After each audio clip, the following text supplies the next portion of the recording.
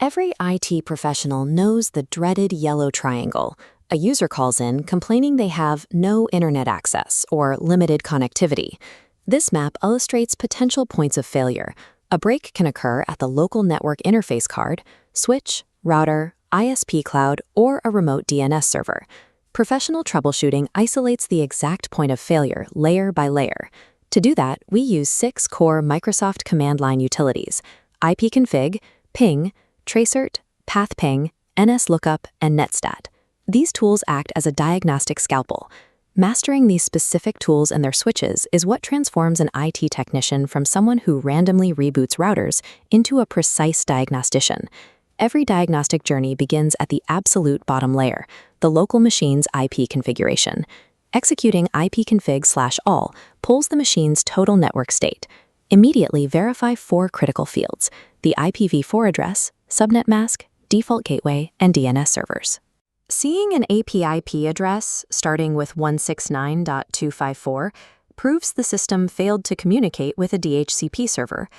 To remedy local IP leasing issues from the CLI, run ipconfig/release to drop the current lease, then ipconfig/renew to request a new one. Before looking for external problems, it is also a critical step to run ipconfig/flush DNS. This clears out potentially corrupted local name caches.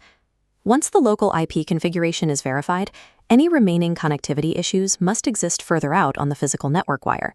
To test basic point-to-point reachability over IP, we use the primary network tool, ping.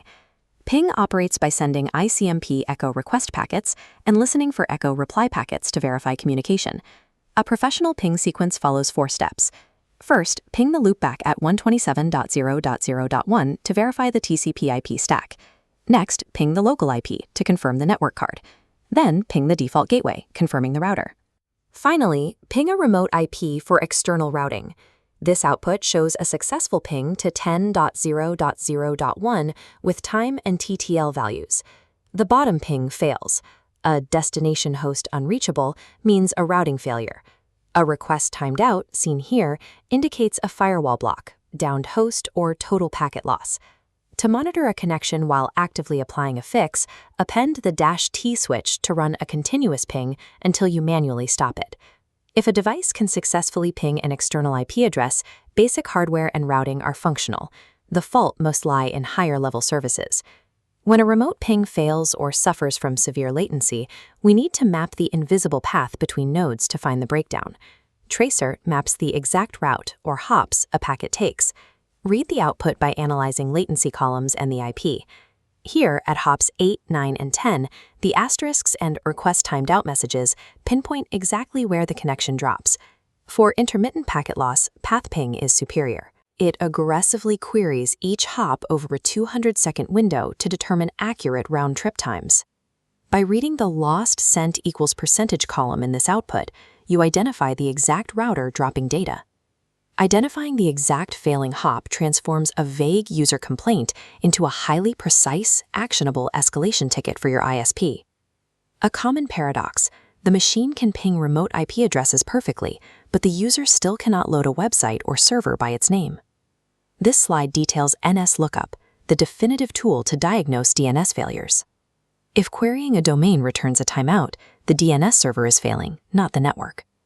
You can also run setType=mx to check specific mail exchange records. Finally, we must verify local running services and identify potential security threats using the netstat command. The -A switch displays all active connections and listening ports. Adding -N forces numeric IP addresses, bypassing slow DNS lookups.